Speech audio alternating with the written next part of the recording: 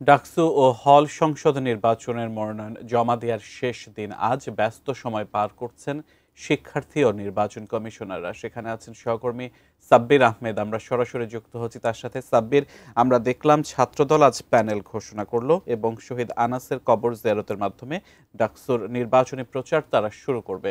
ডাকসু নির্বাচন জমে উঠেছে আমরা বলতে পারি, বিস্তারিত জানাবেন। ধন্যবাদ সিয়াম।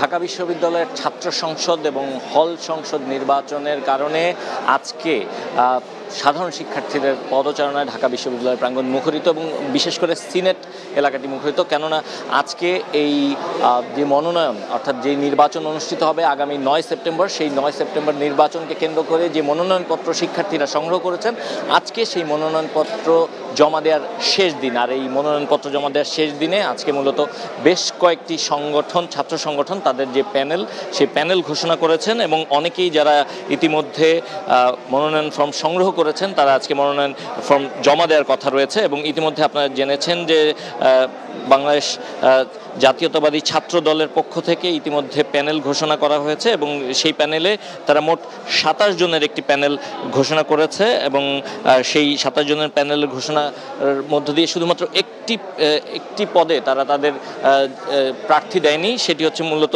জুলাইয়ে যে আহত শিক্ষার্থী সানজিদ আহমেদ তন্নি, যিনি জুলাইয়ের শিক্ষার্থীরা যখন আন্দোলন করছিলেন, সেই আন্দোলন চলাকালীন সময়ে তিনি যে আহত হয়েছিলেন তার প্রতি সম্মান রেখে তিনি যেই পদে দাঁড়িয়েছেন অর্থাৎ গবেষণা ও প্রকাশনা বিষয়ক সম্পাদক, সেই পদটি খালি রেখে জাতীয়তাবাদী ছাত্রদল 27 সদস্যের একটি প্যানেল ঘোষণা করেছে, যেখানে ভিপি পদে আবিদুল ইসলাম খান, জিএস পদে শেখ তানভীর বারী হামিম, এজিএস পদে তানভীর আল হাদিম মায়েদ, এই তিনজনকে ঘোষণা করা হয়েছে।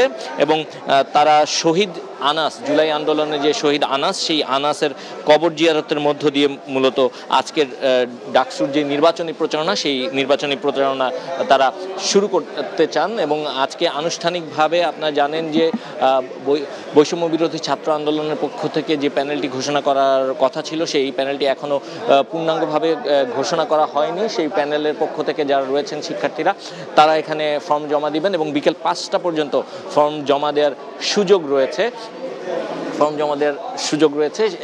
বিকেল 5টা পর্যন্ত এই নির্বাচন কমিশনার যারা রয়েছেন, নির্বাচন কমিশনারের যে ফটক রয়েছে, সেই ফটকে যারা আসবেন এবং 5টা পর্যন্ত যদি কোনো সিরিয়াল থাকে, সেই সিরিয়ালে যারা দাঁড়াবেন তাদেরও ফর্ম জমা নেওয়া হবে বলে প্রধান যে নির্বাচন কমিশনার অধ্যাপক জসিমউদ্দিন তিনি আমাদেরকে জানিয়েছেন। এবং আপনারা জানেন যে ইতিমধ্যে বেশ কয়েকটি দল তাদের যে প্যানেল, সেই প্যানেল ঘোষণা করেছে এবং যারা বাম সংগঠনের নেতৃত্বে রয়েছেন, এই বাম সংগঠনের নেতৃত্বে থাকা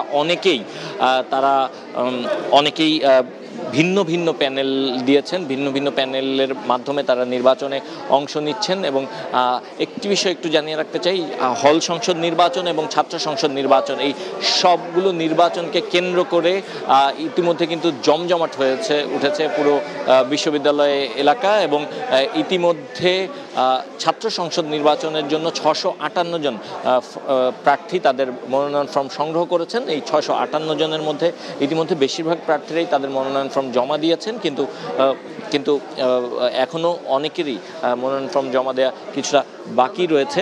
আমরা দেখতে পাচ্ছি শিক্ষকরা, যারা রিটার্নিং কর্মকর্তা রয়েছেন,